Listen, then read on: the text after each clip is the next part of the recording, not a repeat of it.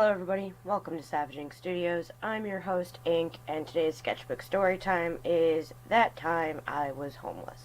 So for those of you who are familiar with my channel, I had made a video about my crazy roommate who had stolen and junked my car, and that's where all of this started.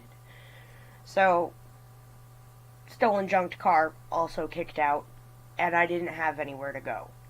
My mother was still seeing her psycho-abusive ex, who didn't want me around. Going back to my dad's house was not an option, and I didn't have any friends, so I had legitimately nowhere to go. I ended up staying within the immediate area because I didn't have any money to get anywhere else, and it was my first true experience with real extended homelessness. First and foremost, I will openly admit I was an absolute trash panda. Most of my food came out of the garbage. That was a bummer. I'm a foodie. I like my food. I was seeing someone at the time who would occasionally, bring me something to eat, which was nice of them, I guess.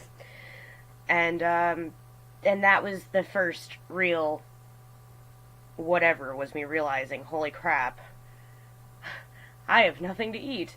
And I didn't have a job at this time. It was like a 1 month period where I did not have a job, and it was the longest period of time from the time that I got my very first job up until right now, the longest period of time that I ever went without a job.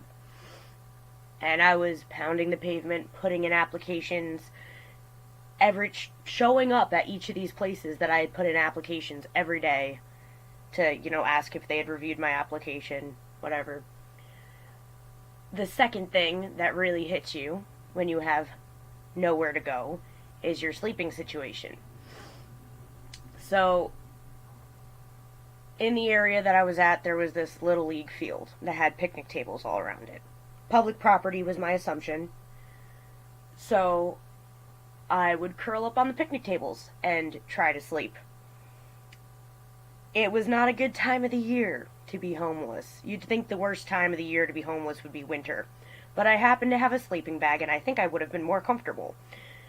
This time of the year, it was either pouring rain, buckets of rain, and if it was dry, I would get eaten alive by fire ants trying to sleep on these picnic tables. Just ants chewing on you.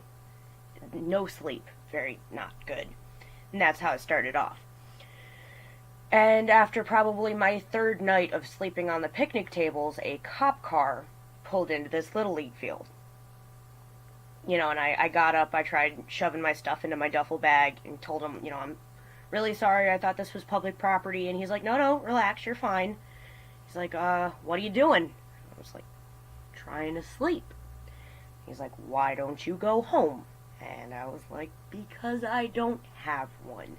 And I had never had, good experiences with cops prior to this. The neighborhood that I grew up in, the two neighborhoods that I grew up in, one, all the cops were just, total dickheads. And, because they're used to dealing with a ton of crime and don't have patience for anybody's crap. And then the other place that I grew up was, a high-end rich neighborhood, so a kid walking down the street with a colored mohawk doesn't look good, so they kind of, harass you a little bit, like, what are you doing? Walking. Like, how dare you? You're making our town look bad, So I had never had a good experience with a police officer, and I was very, very nervous. And this guy's like, no, you're fine. There's a shelter. I can drive you there. And I'm like, no, I gotta, find a job, and I can't have a curfew, and I'm not interested in potentially being assaulted by some other crazy person or having my belongings stolen. If I'm not allowed to be here, I'll move on, but no thanks, I'm good. And he's like, no, it's fine, it is public property, you can be here, we just, little worried and concerned seeing someone sleeping on the picnic table. And then another cop car pulls up, and I'm like, oh no, what do these people think that I'm doing, And, the other cop tells the other cop what's going on, and this guy's like, oh, you poor thing, I can call my wife and see if she's cool with you using our spare bedroom. And me, I'm just like, I don't trust people, let alone police officers with my experience with them. So I'm just like, no, thank you, I'm good. And they're like, well, is there anything that we can bring you? Do you need a blanket? Do you want a coffee? Can we bring you some food? And I'm like, no, I just kind of really want to go back to sleep if that's okay. So they leave. And then the very next morning, mind you, this was like 3 o'clock in the morning. The very next day, around the same time, 3 cop cars pull up, and I'm just like, oh, here we go again. And, one of them's the same guy, and then 2 other new ones, and they brought food and coffee, and one of them brought me a blanket, and I was just, shocked and in tears and just, like, wowed by the generosity of these people who could have very well told me to, pack up and get lost. And then one of the police officers told me, technically it's not allowed, but you should know there was a train station nearby. And he had told me, they lock up at night, but the people who run it or have the keys or whatever over there are really, really nice people. If you go in there and you ask them if they could lock you in, you might be able to, sleep in there and stay dry. It won't be comfortable, but you won't be outside. So, and I had been using the Amtrak to try and, keep clean. I would go into the Amtrak bathroom and, just use soap and paper towels to, wash myself down and hand wash my clothes and just try and wring them out the best that I could, and swap the couple of outfits that I had back and forth. So I did end up going in there and talking to them, and, same deal. I mean, I guess it was just a nice neighborhood to be homeless in, I guess, because they're just like, oh my god, you poor thing, yeah, absolutely. The only thing was, they lock up from the outside, but there were locks that you could turn on the inside of this waiting area or whatever. And they had told me, if we lock you in, just don't leave until morning when we are able to come and unlock the doors, because then there'd be no way to lock the doors again, and the doors would be unlocked. The reason that this was an issue, and the reason why I was so shocked that they agreed to let me do this, was because there was a, food business that was non-gated and just left open, and there was also a gift shop that was non-gated and just left open. So, realistically, if I were a trash human being, I could have, stolen a bunch of shit from the gift shop and stolen a bunch of shit from this food place and then booked it and left the door unlocked. I didn't. I never took anything because I was just extremely grateful that these people were letting me sleep there, and also because I'm not a thief. Not down with the shoplifting. I don't think it's cool. I don't think it's right. I'll steal out of a dumpster. I will not steal out of a store. And I'll only steal food out of a dumpster if I'm really, really hungry, because I prefer non-dumpster food, you know what I'm saying? So, I ended up spending most of my nights there. They would just lock me in, and I'd fall asleep on the chairs, and, in the morning, or through the night, I'd try and clean myself up, clean my clothes if I could, get some sleep, and in the morning when they came and unlocked the doors, I'd go back to pounding the pavement and looking for work. Now, there was a big shopping area a couple miles up from the general vicinity in which I was sleeping. And I walked up there every day. I put in all my applications, stopped by all the stores every day, asked if they checked out my application. The district manager actually worked within a store at one of the places that I had applied. And I had been coming in every single day for 3 weeks to ask this guy, have you looked at my application yet? And because I didn't have a phone, I had no money, I had nothing, so I had to go in every single day to say, hey, I don't have a phone number, so do you want to interview me? And I guess it was probably really obnoxious, but at the same time, when you need work, you need work. So finally, after 3 weeks of walking into this store every day and asking this guy, hey, did you look at my application? He asked me, he's like, you're not going to stop, are you? You are genuinely not going to stop coming in here until I give you an interview. I said, no. He said, why do you want this job so bad? And I told him, dude, I got nowhere to live. I I will work 5 times as hard as every other person in your store because I am not taking for granted something that I already have. I am not trying to maintain a life that is what it is, and you learn to lack an appreciation for what you have when you have it for so long.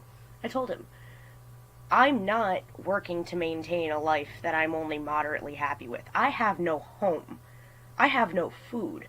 I'm going to work 5 times as hard as everybody else here because I need to get back on my feet. I want a roof over my head. I have to do something to work really, really hard to not be in the position that I'm in anymore. And he just seemed shocked, you know, and he didn't seem super happy about giving me this interview, but he did, and he told me, okay, we'll give you a shot. Don't let us down. I ended up working for that business for a year. They offered me a management position, which I turned down because I was already working 72 hours a week. And during the time working crazy hours for this place, I managed to save up enough to get a place. And that is what I did. That was how I dug myself out of this crazy hole that I ended up in. And, yeah, being homeless, not a fun time. It's never a good time of year to be homeless, but I felt particularly begrudging of the fact that the weather was just, like, always crappy, or there were bugs, or whatever. But it does give you a genuine appreciation when you manage to get back on your feet after sleeping outside and eating out of trash cans. When you get to a place where you can afford your own food and pay for a roof over your head, you have this genuine appreciation for everything that you have. I am in a place now where, it's not a particularly big apartment, and it is pretty damn expensive, but I have a roof over my head, and I have food in my belly, and Jude, my person, is always saying, that he wants better for me, he wants more for me, he wants us to have a bigger house, and more room, and a better driveway, and he wants all these things for me. And I told him 100 times, because he's never done the homeless, and he's actually owned his own homes before. This apartment thing is new for him, and I try and tell him, I am genuinely appreciative of everything that we have. What we have is good, I don't need bigger, I don't need better, I don't need more room. We can afford to have a roof over our heads and food in our bellies, and that's enough. That's always going to be enough for me, because I remember what it was like hoping that I wasn't going to get arrested for dumpster diving so that I could not be hungry, So, while I would not enjoy being homeless again, I can say that I appreciate what it did for my mindset. I was never a particularly wanty person, and I was always appreciative of the small things, but not to the extent that I am now. I could see getting older and wanting more and expecting more out of my life and being disappointed in what I had if I had not been in that situation. But because I lived this situation and I know what this rock bottom is like, I am so happy with everything that I have. And I am not discontent in wanting a bigger house or wanting a better car or anything like that. I'm just glad I'm not sleeping on a picnic table, getting eaten alive by ants, and eating food that someone else threw away. So, that is my homeless experience. I hope you guys enjoyed my sketch. I hope you guys enjoyed my story. You guys know the drill. Like, comment, subscribe, all that jazz. If you have any questions, comments, suggestions, you know where to put them. Please, guys, if you want to see something, definitely reach out and tell me. I don't bite hard. See you guys in the next one.